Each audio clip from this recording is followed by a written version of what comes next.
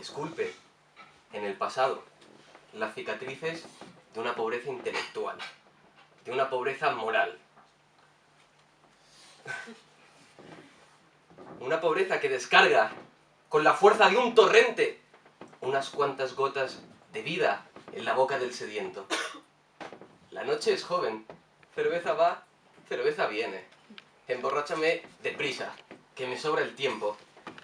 Solo los borrachos nos mezclamos con rostros que jamás han sido extraños.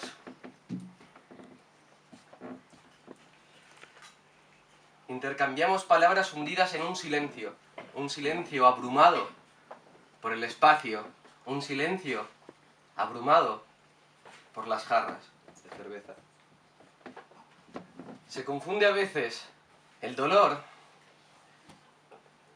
y el robo con las oportunidades. Y tú y yo, amigo, siempre las hemos cogido. Llámase Agustín Huesca Molinar, llámase Marga Fiol, siempre estamos ahí.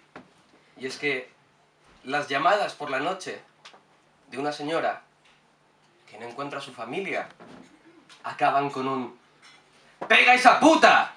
¡Pégala! ¡No quiero que se chive a la policía! Nos reímos. Y la vejez nos recuerda que deberíamos coger otro camino. Sí, y tus ojos, que existe la piedad. Pero ellos nos dicen, ¿qué más da lo que nos digan ellos? Lo importante es que la noche es joven, que cerveza va, cerveza viene, que me emborraches despacio, perdón, que me emborraches rápido, porque me sobra el tiempo. Y cuando la pelotita, si va con el rojo, cae un torrente de posesiones. Calcetines, bragas, cordones, gafas, más. No cae ni un poco de oro. Y es que a veces más vale perderse en intersecciones unamunianas, hablar de periódicos y democracias y comer caramelos que robar. Es curioso. Y de esa noche lo único que he aprendido, precisamente, es que si me preguntan por el jarama, es que está por ahí. Muchas gracias.